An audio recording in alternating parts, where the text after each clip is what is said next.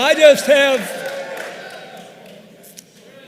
one thing to say off the bat. To people who say on the other side that Kamala Harris is an unknown quantity, a dangerous radical. Can you hear now? So all these critics of our candidate, Kamala Harris, they often say, well, she's an unknown quantity, she's a dangerous radical, whatever. The first decision she made was Tim Walz. I think she did pretty good.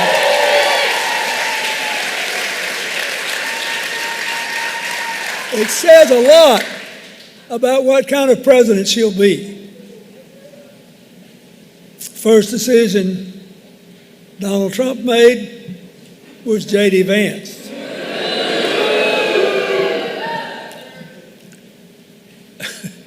Who now has defied countless courts full of judges, many of whom Trump appointed, to say, no, he didn't lose in 2020. Poor baby, the whole thing was rigged. And he had the gall to say in his debate with Tim that he didn't want to destroy the health care bill with its protections for people with pre-existing conditions. He was just trying to make it more sound. That was a whopper. And there are probably 30% of the people in this audience, maybe more, who have family or certainly friends who would be affected if we got rid of the protection against charging people with pre-existing conditions more. That reason alone should be enough to defeat the Trump ticket in North Carolina and in America.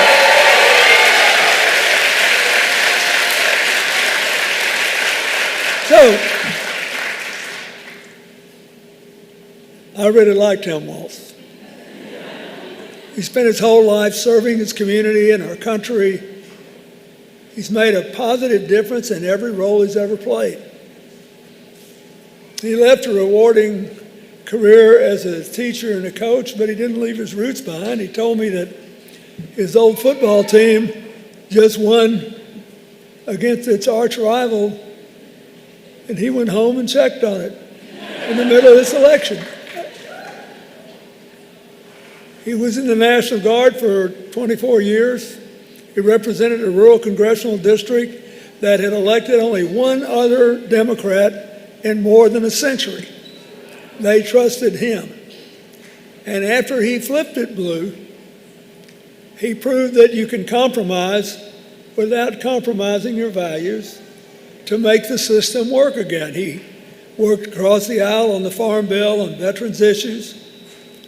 Aren't you sick of all this bad-mouthing, sliming talk that dominates American politics today?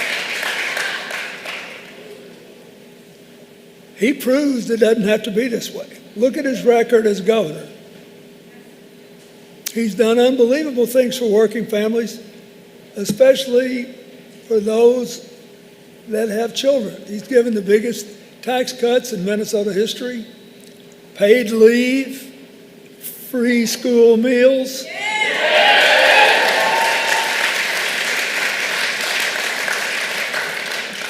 And I could have sat here for another hour listening to him talk because he reminds me of home.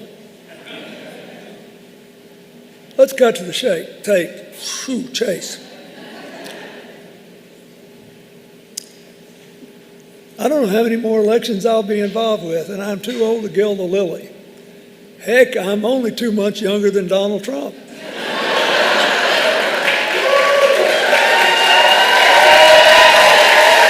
But good news for you is I will not spend 30 minutes swaying back and forth to you.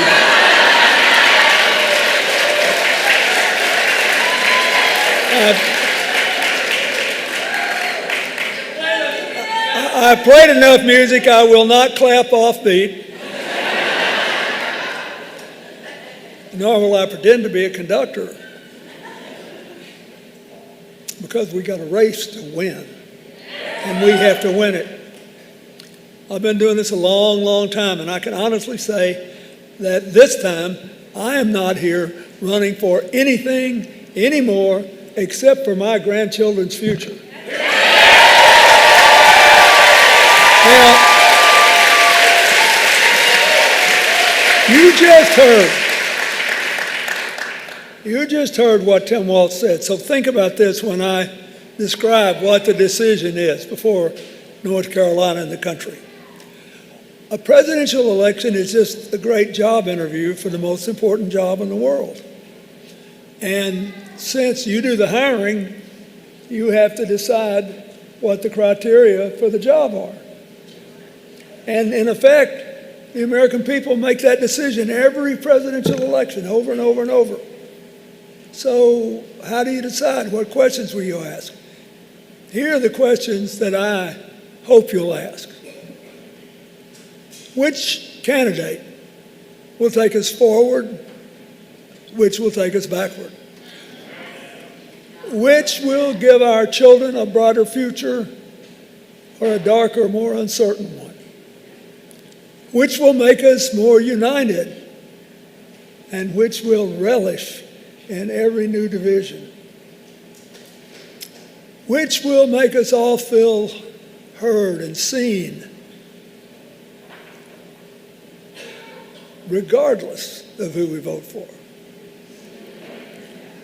And when the election's over, will we all live under the same set of rules? That's a big deal in a democracy.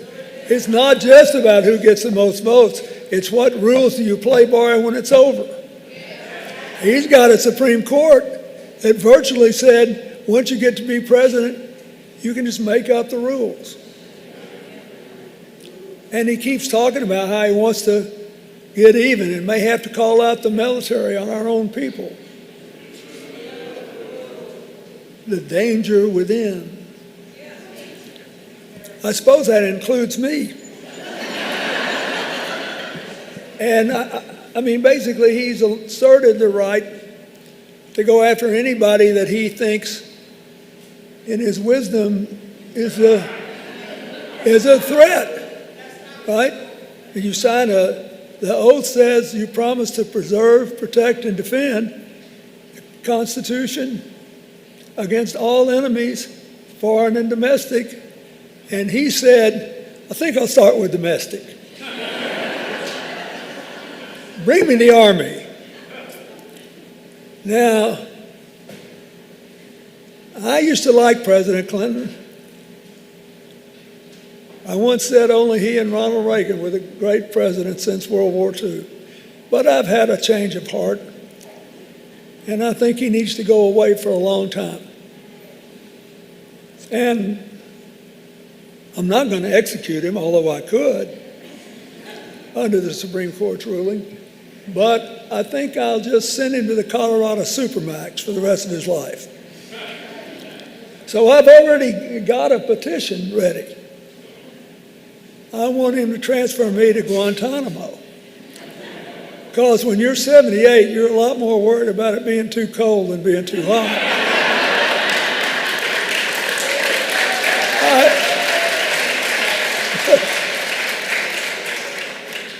We're laughing about this, but let me tell you something. Being president is a sacred duty. And the sheer joy I had every day, I'll never be able to repay all of you for. Even the terrible days when they were trying to tear my head off, there was always something good you could do for someone. And the idea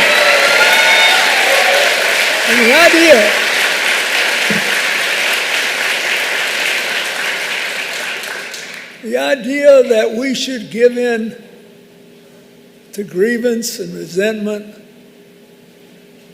and score settling, You know, even my mother used to say that my greatest weakness as a politician is I could never remember who I was supposed to be mad at. But when you get a job like that, you are supposed to do your best to be fair to everybody and try to do something that's good for everybody. That's what the job says.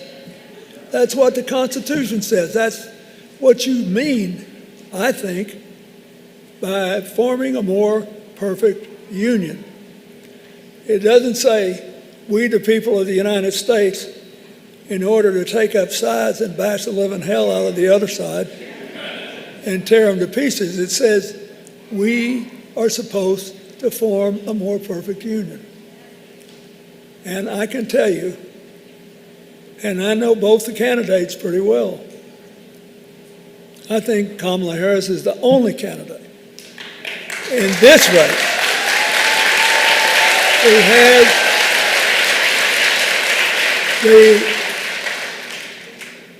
the vision, the experience, the temperament, and yes, the will to do that on good and bad days.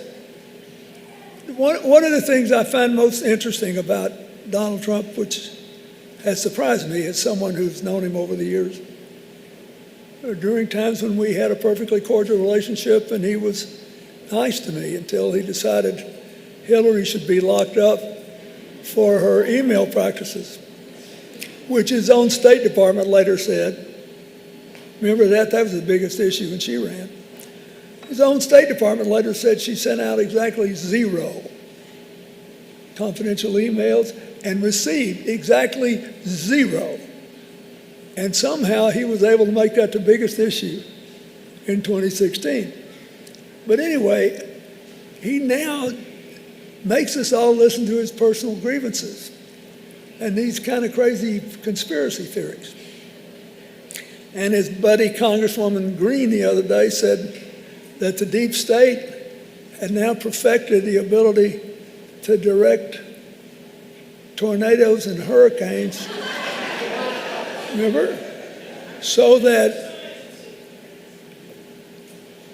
instead of what usually happens is that eastern North Carolina is hit, western, more red North Carolina was hit, as if we did that on purpose. And they want people to believe that. I remember when I was a young man, I fell in love with Thomas Wolfe's novels, and I read all of them, and I couldn't wait for the chance to go to Asheville. And it is a beautiful place, you know. And when I was younger, I played that Grove Park Inn golf course that President Woodrow Wilson played. The idea that anyone would willfully destroy a treasure like that or hurt people in a part of the state or the nation because of their politics is appalling.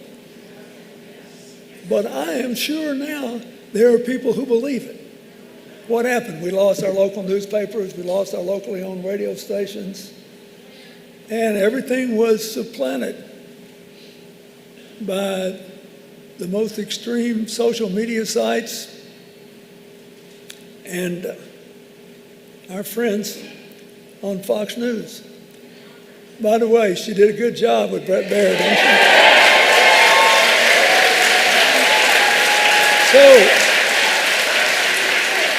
So look, one of the things that bothers me is that when somebody starts grinding on somebody else and saying how bad they are and how awful they are, they never really tell you the full story. Certainly, Mr. Trump doesn't. And he doesn't have any plans. This is the most important thing for you, to actually solve the problems that he moans about. Because solutions and getting along better with your neighbors are bad for his brand. Isn't that right? I mean, you don't have to count the lies, you just count the eyes. Sun came up this morning. I made it happen. It rained yesterday. If I had been president, it never would have happened. It's always about him. One reason I want Kamala Harris is it will be about you.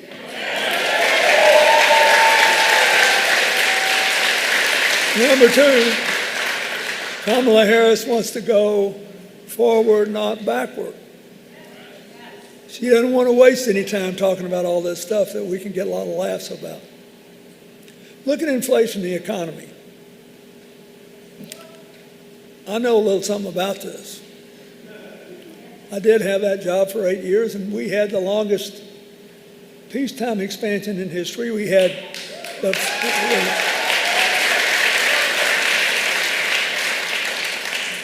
first balanced budget in 30 years, the first three surpluses in a row in 70 years.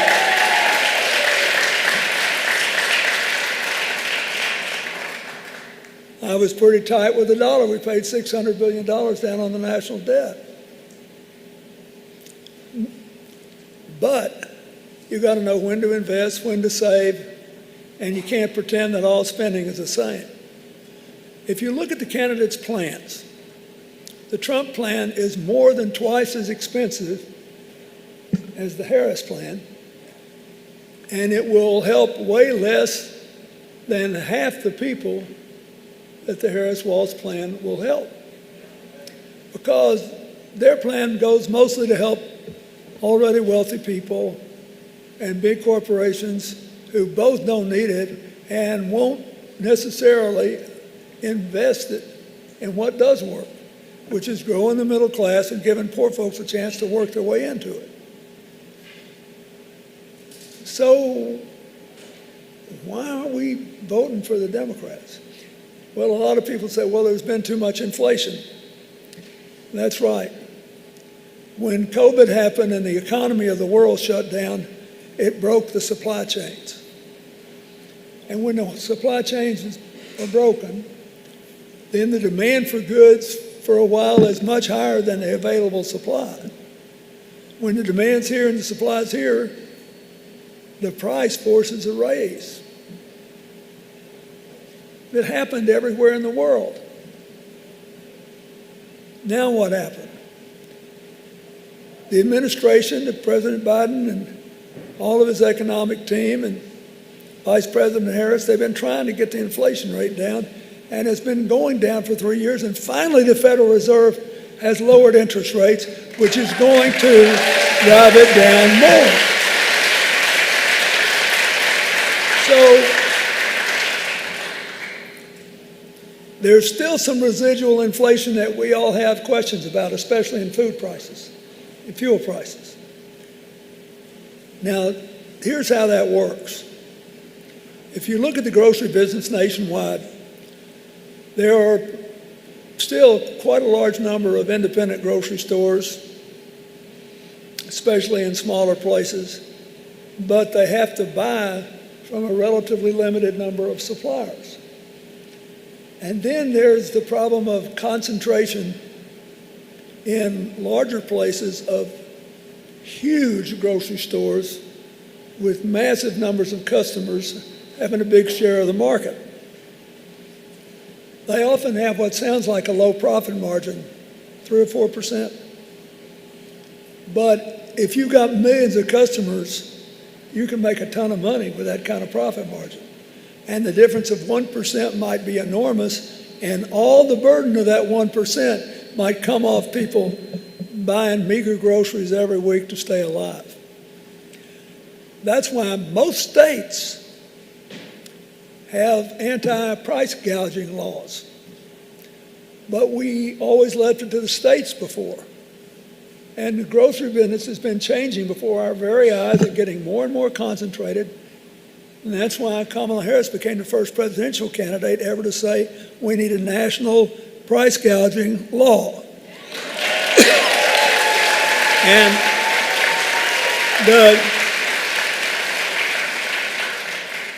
Bob Casey, the senator from Pennsylvania, has already introduced one.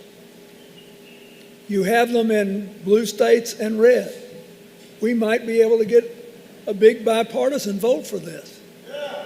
But we won't get it if they don't get it in the Congress. and we don't have a president standing behind it. And once the Justice Department has the power to look into these things, prices may start to drop a little bit. Might not ever have to file a lawsuit, because that's the way the world works. If you think you're free to do whatever you want, it's different than if you have to think about whether the law will come down on you. So this is just one example. But she's in this looking for a practical solution to a big problem. For people who are doing their best to run independent grocery stores, and people doing their best to find food for their families at reasonable prices at stores of any size. And so I hope you'll think about that. I hope you'll talk to your neighbors about that. We just started this early voting. It's not too late to talk to people. But it's crazy for, I think, unfair. I'll back off of crazy. They use that word too much. It's unfair to pretend that we could have been the only country in the world that would have escaped this inflation problem. And she's actually trying to do something about it. So that's the first thing. Second thing is she'll help working families by another big increase in the earned income tax credit, up to $3,600 a year. And I know this will work. And it'll be $6,000 in the first year of a baby's life, because there are often problems, healthcare problems. And I know this will work because I doubled it when I was president, and it was the beginning of that. And we started with the first family tax credit, it was only about $500 a child then, but that was back in the dark ages when I served. But together those things moved 8 million people in working families from poverty into the middle class. This will work.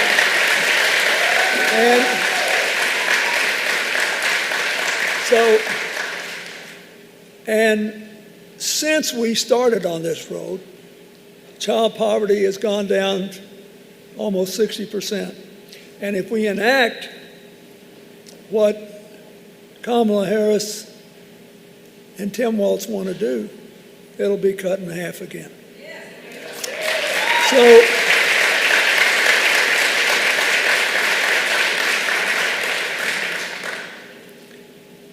the guys on the other side talk a lot about family values. But I think how your children live, eat, get medical care, and handle the responsibilities that they impose upon their parents, I think those are very important family values. So what does Donald Trump want to do? His economic plan basically amounts to more tax cuts for the ultra wealthy. He does impose tariffs across the board. And all the surveys show that that's kind of popular because he sounds like he's zapping foreigners. Here's the problem. If you double tariffs on stuff that we don't make here, but you have to buy, all you're doing is raising the price of stuff we have to buy. Doesn't create any jobs for anybody. It doesn't start. It's not like the CHIPS bill, where President Biden got the support to start manufacturing computer chips here in America for national security and economic reasons. This is just stuff, anything. Buying pencils for your kids to go to school with, whatever. If you do that, it amounts to a sales tax on every family. These tariffs will hurt lower and middle income families the most because most Americans spend a larger percentage of their income on goods and services, the very things that we don't produce here, than others.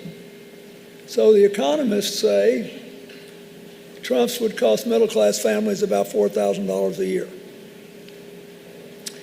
And by raising the price of essentials like gas, medicine, and prescription drugs, which also he wants to do, it'll become worse. Please talk to your friends about that. And then there's the jobs issue. You know, we're about to finish the 4-year term, which has produced more jobs than any 4-year term in the history of the United States of America. Now,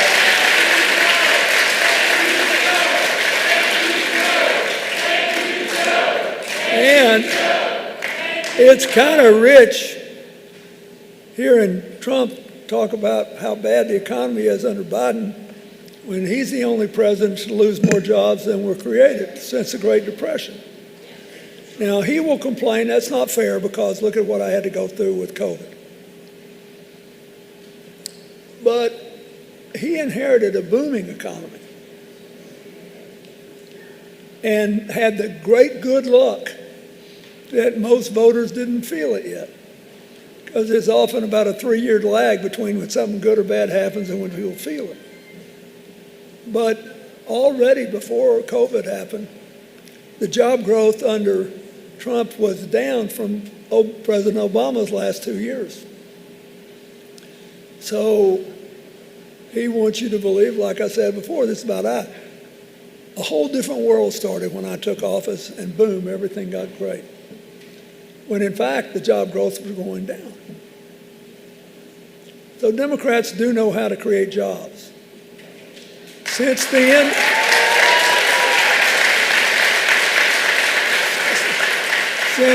of the Cold War,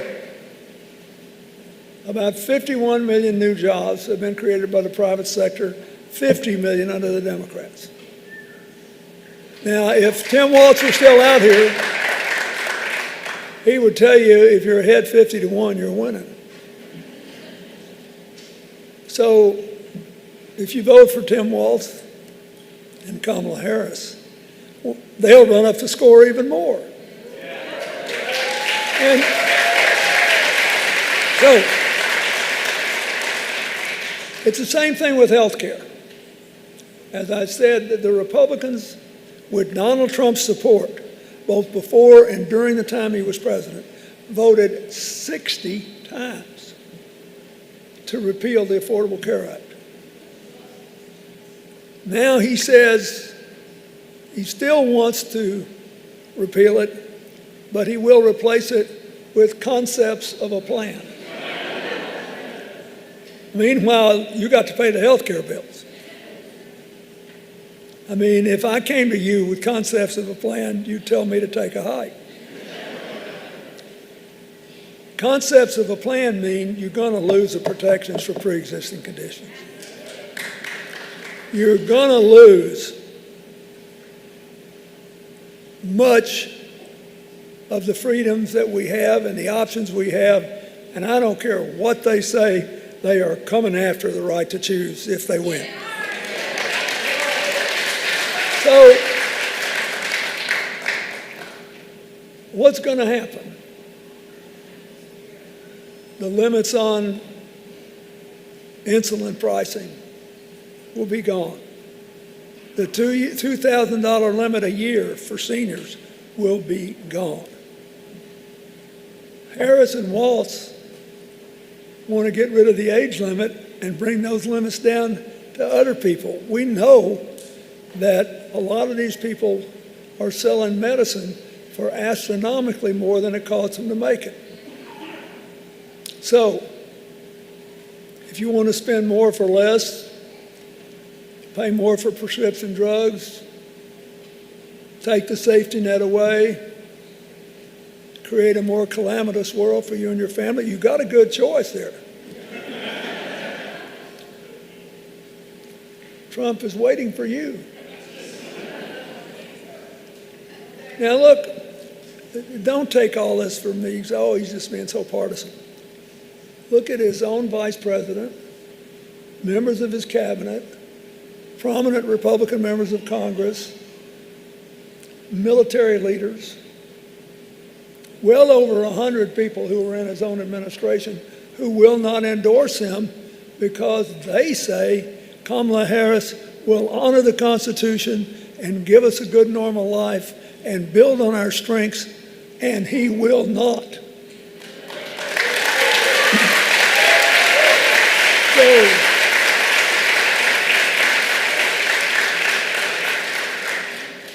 he wants 4 more years of chaos, 4 more years of the blame game. We want a leader who will take us to buckle down, to solve problems, to seize the opportunities, to give us a stronger middle class with greater ability for more people to work their way into it. We want to do things, and we're tired of wasting time talking about crowd sizes. We want more affordable housing, more affordable health care. You heard what Governor Walz said about the housing, more affordable child care, more financing for small businesses, stronger alliances for freedom and democracy around the world, including in Ukraine. And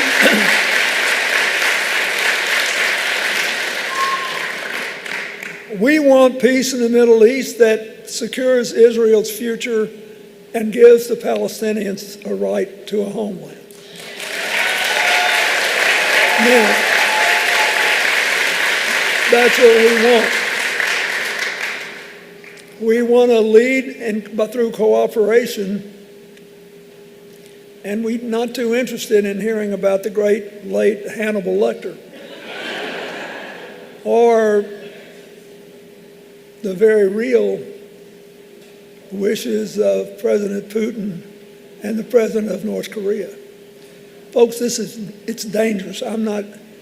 We're all having fun. I want you to have a good time. But this is really serious.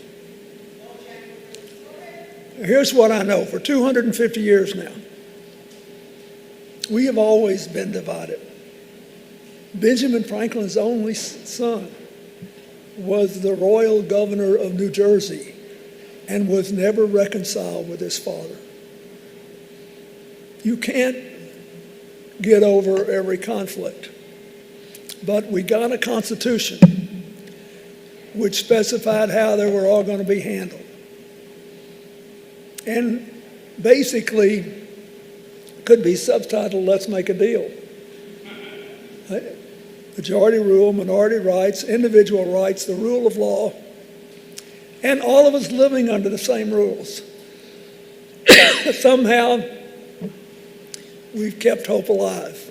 We've kept marching together. We should not despair about these divisions. We have to do something about it. We have to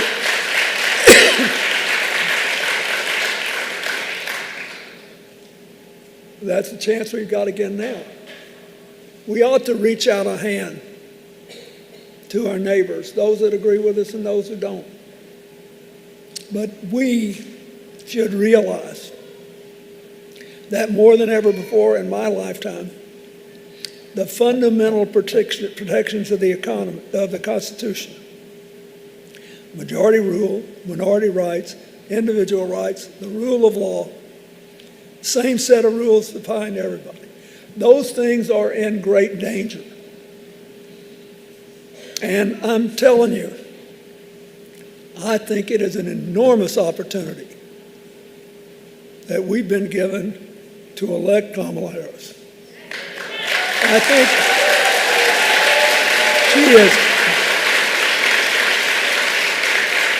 she is clearly up to the job.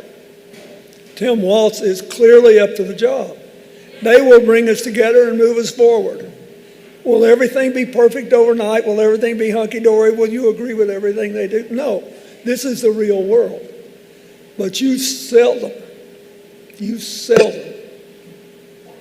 get a chance to do as much good for as many people with one decision. So go out there and win this, because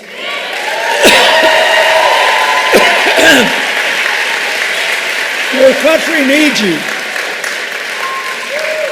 Your families need you. Future generations need you. So, starting today, all those people to one-stop early voter. And take advantage of the chance to vote early. And then spend the rest of the time all the way to election day taking other people to the polls. This election,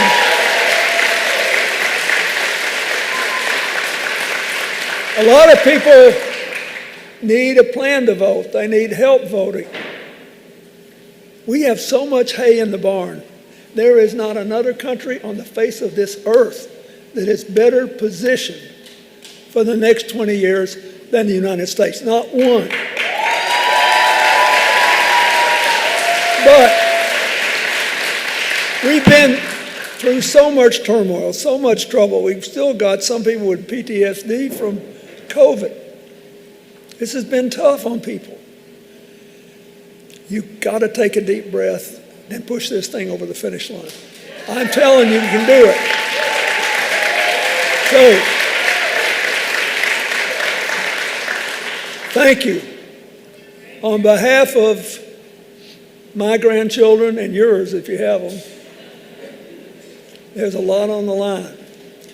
So far, for more than 250 years, everybody that's bet against America has lost money.